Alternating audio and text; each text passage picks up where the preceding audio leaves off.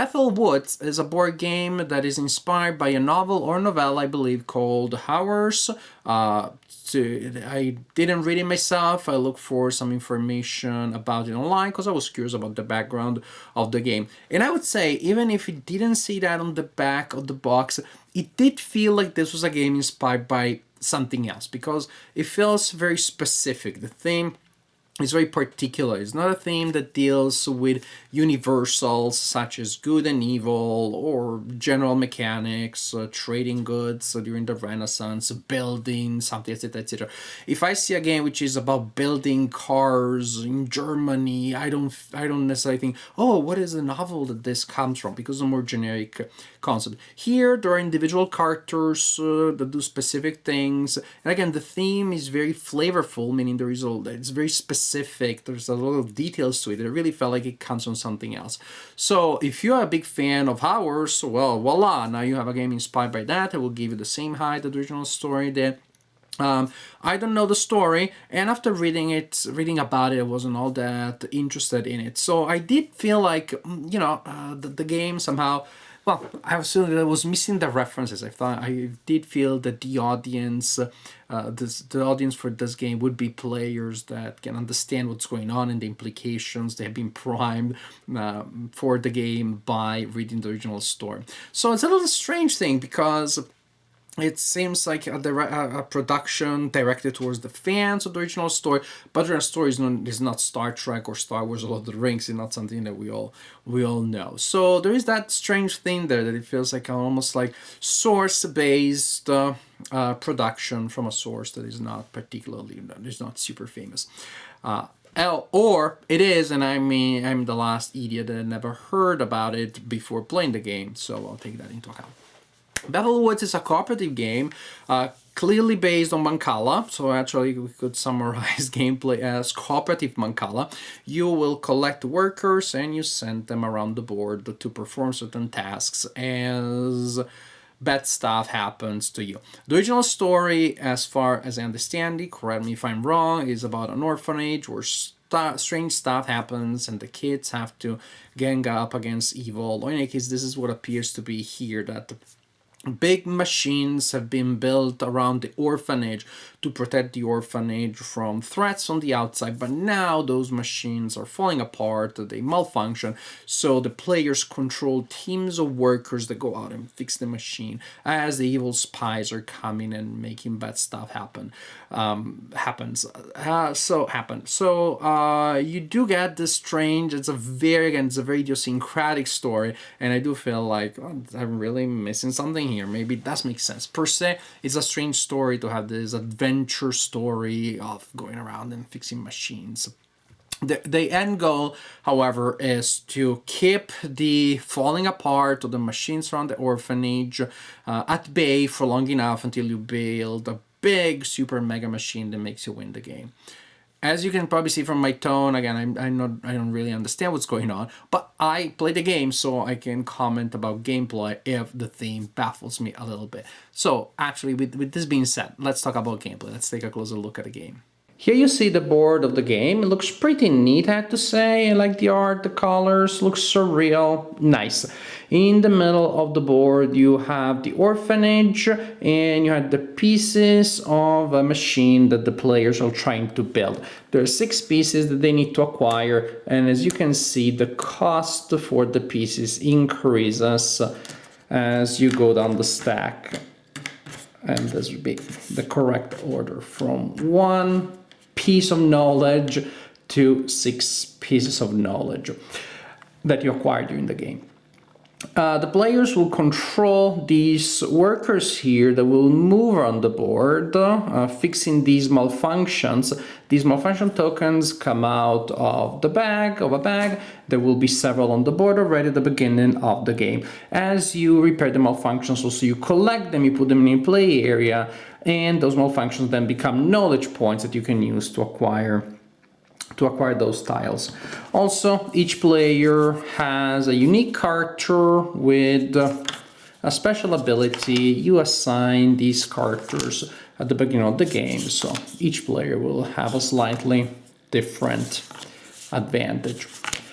Now, when it is your turn, you choose a location, you must choose a location and pick up all of the workers in that location. Then you proceed Mancala style by moving the workers clockwise or counterclockwise. You can choose the direction, but once you choose it, you drop off a worker in any location in which you go. Now, when you drop off a worker, the worker activates and also activates all of the workers of the same color in that location. So for example, here, now I have 2 active red workers, which is a little overkill there because each worker that you activate can remove a malfunction of the corresponding color. So for example, here, if there were 2 red malfunctions, I would be able to remove them, but you know, there's only one, I can still remove it. Incidentally, in this game, the different types of malfunction are indicated by the symbols, that you can see, different parts of machine, different tools, but the miniatures are not so clearly marked. So maybe if you're colorblind or you have a colorblind friend, you will want to make a mark on the base of these miniatures, just that it's easy to match each with the type of malfunction that unit can fix. And here I dropped this one here, it activates all the yellow ones, and I can remove this yellow token and put it in my personal area because that's knowledge that I gained. The last worker also can do something else, also can do a couple of other things. During the game, there may be spies on the board. These annoying guys cause machines to malfunction more often. To remove a spy, you need to pay the cost indicated there. This would be a yellow token and a green token. And again, they're marked by symbol, but they're very small. So again, not particularly friendly for the colorblind. When your last worker reaches a location that has a spy, if you have the right tokens, for example, green and yellow, and you discard them, then you take the spy, you can remove it from the board, and you put it at the bottom of the evil stack of spies. That means that the last worker can fix a machine and also defeat a spy. Or the last worker that reaches a location can choose, instead of doing that, to go to the orphanage from that location in which he or she is. As you can see, there are 6 locations in the orphanage, each connected to a path. That means each connected to a single machine. There are colors here, and only a worker of one of the 2 colors indicated there can go there. So for example, yellow worker for yellow token there. Once a worker gets there, you can discard a number of knowledge points of the type of that worker, so yellow knowledge. The number must be equal to the number of tokens printed on top of the top tile in the central deck. For example, here, yellow worker, I discard a yellow token, I take the first one. All right, and here I have the first piece of my machine, and you build it like a puzzle, a 3x2 puzzle, and if you're able to build that, you win the game. Now, the tricky thing is that once a worker gets there and grabs a piece of the final machine, the worker is then locked for the rest of the game. So that can be, well, pretty annoying. The game scales itself because as you progress, things on the board get increasingly worse, and you're losing workers because you need to send them there to get the pieces of the machine. So basically, this is your turn. You move a group of workers around the board, you fix machines. The last worker can also uncover a spy or take a piece of the machine in the middle of the board. Once you do that, you draw 3 new malfunctions from the bag and you place them in the areas indicated by the number. So for example, you have a new malfunction in 5, which is here, and 2 new malfunctions in 4. And suppose that I then have an extra malfunction in 4. Basically, when you have too many malfunctions in an area, the machine associated with that area gets a critical failure, critical malfunction. When you have more than 3 malfunctions, Then you take the tile that is there. As you can see, each machine is associated with a face down tile. You shuffle them and you place them there random at the beginning of the game. When there are more than 3 malfunctions on a machine, critical failure, first you flip the tile face up, and that indicates a penalty that you now have to take into account and face for as long as this machine remains in a critical state. When you fix it enough, you bring the number of tokens below the required number, then you flip that face down again, only to flip it face up again, and then face up again, and up and down, all the time during the game. Also, when a machine goes critical, you draw a tile from the spy stack, yes, a new spy joining the party, and you place the spy in the location associated with the number, in this case, for example, 1 with 1. Well, this is pretty much the game. Move your people around, fixing malfunctions, uncovering spies, sending from time to time people to pick up a piece of the machine, and you continue like this until you have constructed an entire machine, in which case you lose the game. There are several ways of losing the game. For example, if there are not enough malfunction in the bag to draw at the end of a turn, remember you have to draw 3 at the end of each turn, then you lose the game. Also, if there are 4 or more machines that are in a critical state, you lose the game. And if all of the 6 spies are on the board, the game is lost. If you can avoid all of those things while building the machine,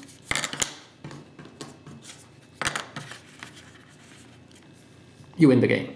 So, Cooperative Mancala, not bad. It's not a bad game. I didn't exactly fall in love with it. There are things that I like about gameplay. Of course, one is the simplicity of Mancala that works. That is always fun. It creates interesting decisions in the way in which you sequence actions, and you can choose the direction in which you go. So that is fun.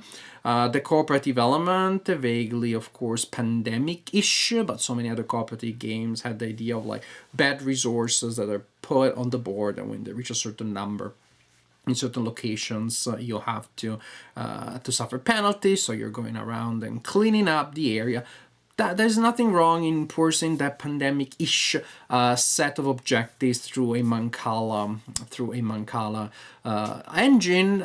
If it feels, again, it does feel a little basic, though. It does feel a little basic because that is basically most of what you can do. So it feels a little limited. Again, it's not bad, but it didn't reach any particular depth, I would say. It didn't feel particularly elegant in the sense of like a simple engine, a simple core idea that then leads to a lot of subtlety and complexity.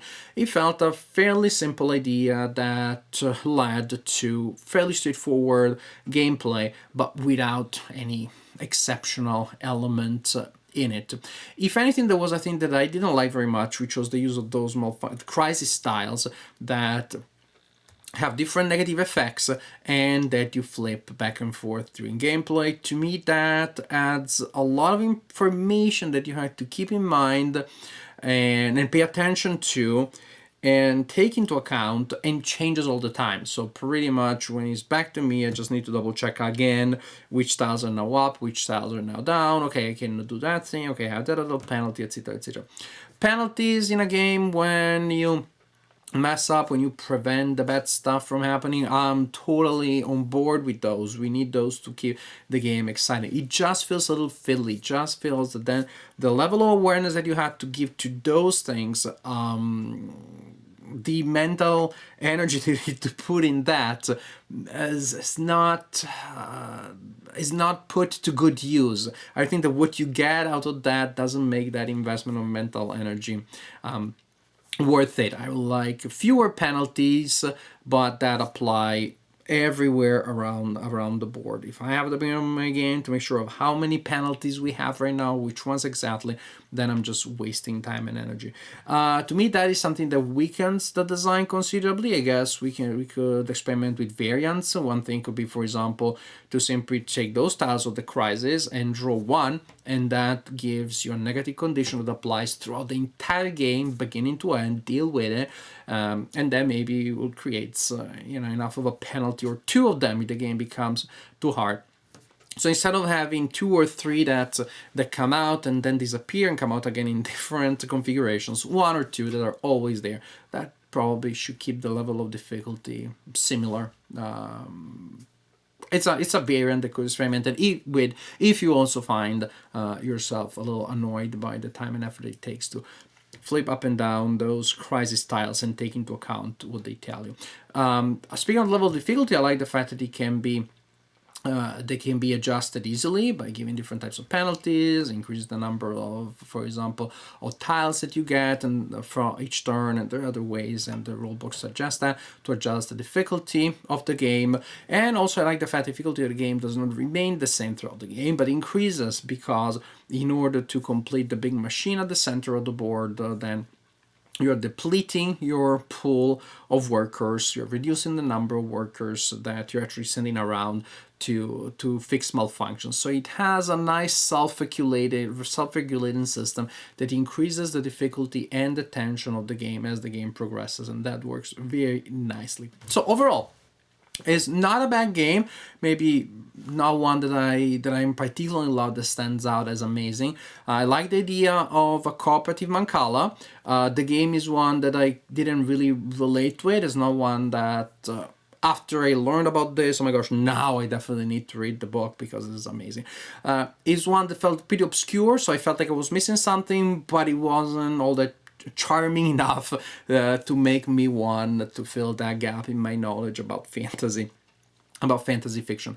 So the fact that the theme is so idiosyncratic, maybe neither here nor there for most people. It won't be a plus, but it won't be a minus. To me, I would say it almost felt like a bit like a minus, precisely because there was something obscure and very specific here that I felt I was missing. But again, if you won't blame me, but the idea is, again, I felt that I was missing part of the story, but what I had there wasn't so compelling to really make me go and get the original story. So it's pleasant gameplay.